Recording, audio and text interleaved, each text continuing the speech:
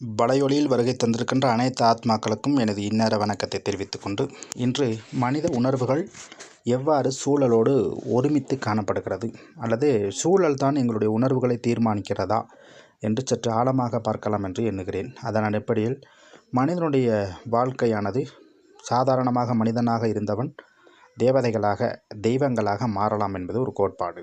எனவே ஒரு மனிதன் தேவதையாக மாறியவன் எக்காலம் என்றால், எங்களுடைய யுகங்கள் அடிப்படையில் சத்திய திரேதா துவாபர கலியுகங்களில் சத்திய திரேதா யுகங்களில் அன்பு கலந்தவனாக அமைதி ஞானம் சந்தோஷம் பேரானந்தம் என்று தன் ஆத்மாவினுடைய பதிவுக்கேற்ப அவனுடைய வாழ்க்கை இடம்பெற்றது. அவ்வாறு நகர்த்தப்படக்கூடிய மனிதனுடைய வாழ்க்கையில் திடீரென்று ஒரு மாற்றத்துக்கு உள்ளாகப்பட முடியுமா, அல்லது திடீரென்று விகாரங்கள் வெளிப்பட முடியுமா என்பது ஒரு வினாவாக காணப்படும். இந்த வினாவுக்கு விடை தேட வேண்டும் என்றால் நாம் சற்று புவியியல் ஆய்வாளர்களை ஆழமாக பார்க்க வேண்டும். அதாவது புவியியல் ஆய்வாளர்களுடைய கருத்துப்படி இந்த பூமியானது ஆரம்ப காலத்தில் 5 வகையான கண்டங்களும் ஒன்றாக இணைந்தே காணப்பட்டது. அதனை கூறுவார்கள் பஞ்சியா கண்டம் என்று. இந்த பஞ்சியா கண்டத்தில் கண்டங்கள் எல்லாம் ஒன்றாக இருந்தது. அதற்கே எங்களுடைய ஆன்மீக அடிப்படையில் விடை தேடுவோமானால், கண்டங்கள் ஒன்றாக இருந்த பொழுது பாரதம் ஒன்றாக இருந்தது, உலகம் முழுவதும் கடலாகவே காணப்பட்டது. எனவே பாரதம் என்று சொல்லப்படுவது இந்த உலகத்தை தான். இன்று அது இந்தியாவுக்கு பொருத்தமானதாக சொல்லப்படுகிறது. உண்மையில் பாரதமாக காணப்படக்கூடிய இந்த உலகமானது பஞ்சியா கண்டத்தில் ஒன்றாக இருந்தது. சில நேரங்களில் இந்த கண்டங்களில் ஏற்பட்ட இயற்கை கோளாறின் காரணமாகவும் மனித செயற்பாட்டின் காரணமாகவும் கண்டங்களுக்கிடையிலே கிளர்மீன் வீச்சு விசை, குறிப்பாக பூமியிலிருந்து வரப்படக்கூடிய விசையின் காரணமாக கண்டங்கள் பிளவுட்டு இன்று 5 வகையான கண்டங்களாக பிளந்து 5 வகையான கண்டத்துக்கேற்ப 5 வகையான மனித உணர்வுகள் காணப்படுகிறது. அதன் காரணமாகவே ஆரம்ப காலத்தில் மொழிகள் தோற்றம் பெற்றதற்கு கூறப்படுகிறது. ஒவ்வொரு மொழியும் அந்த கண்டங்களின் அமைப்புக்கேற்ப அந்த கண்டங்களில் காணப்படக்கூடிய காலநிலை சூழலுக்கு ஏற்பத்தான் மொழிகள் பிறந்தது. அது ஆங்கிலமாக இருக்கலாம், அது தமிழாக இருக்கலாம், அது சமஸ்கிருதமாக இருக்கலாம், அது பாரசீகம், எந்த மொழியாக இருந்தாலும் அவ்வாறு சொல்லப்படுகிறது. உண்மையில் சத்திய திரேதா யுகங்களில் தேவதைகளாக காணப்படுவரின் காணப்பட்ட பண்பானது அன்பு அமைதி சந்தோஷம். பிற்பட்ட காலப்பகுதியில் குறிப்பாக துவாபர கலியுகங்களில் தான் எங்களுடைய இந்த விகாரங்கள் என்று சொல்லப்படக்கூடிய அல்லது பஞ்சமா பாதங்கள் என்று சொல்லப்படக்கூடிய எல்லா எண்ணங்களும் தோற்றுவித்தது. சத்திய திரேதா யுகங்களில் காணப்பட்ட நல்ல குணங்கள் எவ்வாறு திடீரென்று காணாமல் போகும் என்பது ஒரு வினா.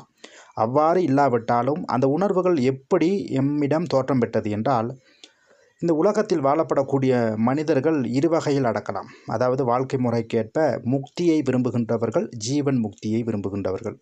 இந்த ஜீவன் முக்தியை விரும்புகின்றவர்கள் சத்திய திரேதா துவாபர இந்த 4 யுகங்களுக்கும் உட்பட்டு வாழுகின்றார்கள். இந்த முக்தியை பெறுகின்றவர்கள் 4 யுகங்களில், குறிப்பாக சத்திய யுகத்துக்கு அப்பாற்பட்டு திரேதா யுகத்தின் இறுதியோ அல்லது துவாபரம் அல்லது கலியுகங்களில் இவர்களுடைய பிறப்பு எடுக்கப்படலாம். இதன் காரணமாகவே சில ஆத்மாக்களுக்கு சொர்க்கம் தொடர்பாக அல்லது ஞானம் தொடர்பான சிந்தனைகளை பேசப்படும் பொழுது அவர்கள் இது ஒரு கற்பனை கதை, இது தற்காலத்தில் உருவாக்கப்பட்ட ஒரு கதை என்று கூறுவார்கள். உண்மையில் சொர்க்கத்தை அனுபவித்தவர்கள் மட்டுமே சொர்க்கம் உண்டு என்று உணர்வார்கள். சொர்க்கத்தை அனுபவிக்காதவர்கள் சொர்க்கம் இல்லை என்றே கூறுவார்கள். இவ்வாறு இந்த ஜீவன் முக்திக்கு உட்படாத முக்தி பெற்ற ஆத்மாக்கள் இந்த பூமிக்கு வருகை தரப்படும் பொழுது அவர்கள் இந்த ஜீவன் முக்திக்கு உட்பட்ட மக்களோடு வாழ எத்தனிக்கப்படும் பொழுதுதான் இந்த உலகத்தில் இந்த கண்டங்களின் அதிர்வுகள் ஏற்படுகிறது என்று கூறலாம். காரணம், ஒன்றாக இருந்த கண்டமானது பஞ்சியா கண்டம். அதற்கு பிற்பாடு அந்த கண்டங்களுடைய உடைவுகள் ஏற்படுவதற்கு காரணம், அந்த பரந்தாமத்தில் காணப்படக்கூடிய முக்தி பெற்ற ஆத்மாக்கள் கீழ் நோக்கி வரப்படும் பொழுது இந்த கண்டங்களில் ஒரு வகையான அதிர்வுகள் ஏற்படுகிறது. இதற்கு பிரதான காரணம், முக்தி பெற்ற ஆத்மாக்களிடம் காணப்படக்கூடிய சில குணங்கள் இந்த பூமியை தாக்கப்படுகின்றது. அவற்றோடு இணையப்பட்ட ஜீவன் முக்தி பெற்ற ஆத்மாக்களும் வாழப்படும் பொழுது 2 வகையான அதிர்வலைகள், எண்ணங்கள், உணர்வலைகள் இந்த சூழலை பரிமாறிக்கிறது. இந்த சூழலினுடைய பரிமாற்றத்துக்கு மூல காரணமாக இருப்பது மனித எண்ணங்கள், உணர்வுகள், அவர்களுடைய பழக்க வழக்கங்கள். எனவே ஒரு மனிதனிடம் நல்லவன் கெட்டவன் என்ற உணர்வுகள் காணப்படுவது எவ்வாறு என்றால், ஒருவர் நல்லவர் தீயவர் என்று எப்படி அழைக்கிறோம் என்றால், ஒருவனிடம் காணப்படக்கூடிய நல்ல செயற்பாடுகள் அதிகம் என்றால் அவர் நல்லவர் என்றும், அல்லது தீய செயற்பாடுகள் அதிகம் என்றால் தீயவர் என்றும். இப்படி நோக்கப்படும் பொழுது இந்த வையகத்தில் புறப்படுத்த எல்லா ஆத்மாக்களிடம் நல்லது கெட்டது என்ற 2 செயற்பாடுகளும் காணப்படுகின்றது. எனவே நல்லவை அதிகமாக இருந்தது சத்திய திரேதா யுகங்களில். இந்த துவாபர கலியுகங்களில் கெட்டவை, குறிப்பாக நான் என்ற அகந்தை, இந்த விகாரத்தன்மை அதிகரிக்கின்றது. இந்த காலப்பகுதியில் தான் பிறப்புகளும் உலகத்தில் அதிகரிக்கின்றது. எனவே கொலை, கொள்ளை, கற்பழிப்பு என்று சொல்லப்படக்கூடிய எல்லா விகாரங்களும் அதிகரிப்பதற்கு காரணம் உலகத்தில் பிறப்புக்கள், அதாவது சனத்தொகை அதிகரிப்பு. இந்த சனத்தொகை அதிகரிக்கப்படும் பொழுது இந்த சூழலில் பல்வேறுபட்ட அதிர்வலைகள் ஏற்பட்டு இந்த சூழல் மாற்றத்துக்கு உட்பட்டு இன்று சூழல் மாசடைகின்றன என்று தொனிப்பொருளில் காற்று மாசடைகின்றது, ஒளி மாசடைகின்றது, அல்லது இந்த பூமி மண் மாசடைகின்றது. இந்த மண் மாசடைவதனால் பாலைவனம் உண்டாகிறது.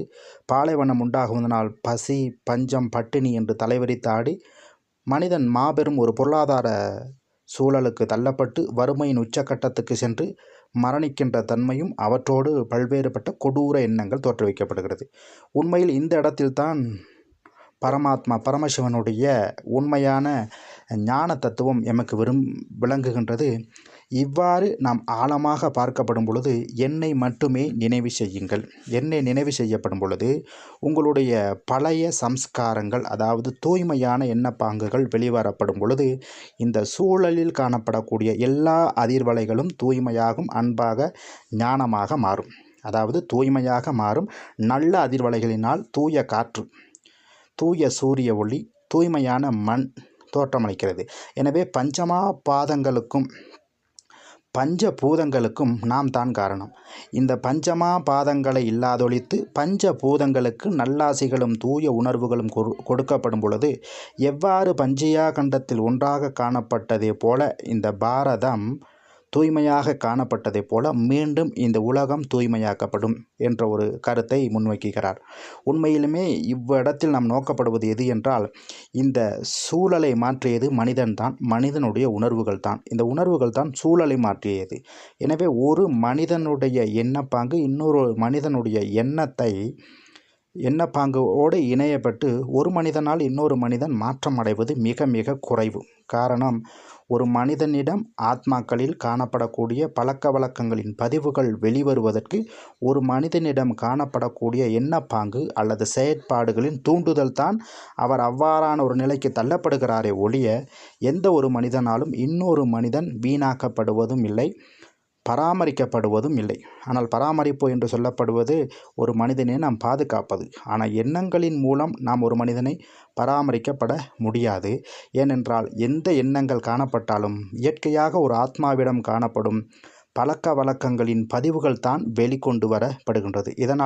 இதன் காரணமாகவே கூறுகிறார்கள், நாம் சேரப்படக்கூடிய சக ஆத்மாக்களிடம் எவ்வாறான பழக்க வழக்கம் காணப்படுமோ அதே பழக்க வழக்கம் எங்களிடம் காணப்பட்டால் மட்டுமே அது துளிர்விட்டு மலரும். அவ்வாறான பழக்க வழக்கம் இல்லை என்றால் நாம் ஆத்மாக்களுடன், ஆத்ம தரத்துடன் ஒத்துப்போக மாட்டோம். எனவே பரமாத்மா சிவனுடைய ஒரே வேண்டுகோள், மனிதனிடம் காணப்படக்கூடிய செயற்பாடுகள் எவ்வாறு இருக்கிறது என்று அல்ல, நீங்கள் எவ்வாறு பழைய ஆத்ம பதிவுகளிலிருந்து புதிய ஆத்ம பதிவாக நீங்கள் எவ்வாறு மாற்றம் உள்ளீர்கள்.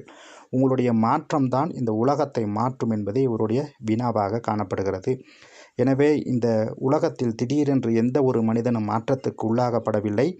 சூழலில் ஏற்படக்கூடிய அதிர்வலைகள் என்பன நாம் நன்கு தெளிவாக அறிந்திருப்போம் என்பதை கேட்டுக்கொண்டு இக்காணொலியை பார்த்து கொண்டிருப்பவர்கள் சக நண்பர்களுக்கும் இதனை பகிர்ந்து முதல் இந்த சேனலை பார்த்து கொண்டு இருப்பவர்கள் சப்ஸ்கிரைப் செய்து கொள்ளவும். எங்களுடைய ஆன்மீகம் தொடர்பான பதிவுகள் தொடர்ந்து வரும். உங்களுடைய வினாவை இந்த பதிவுகளின் கீழ் நீங்கள் பதிவிடலாம் என கேட்டுக்கொண்டு விடைபெறுகிறேன். நன்றி, வணக்கம்.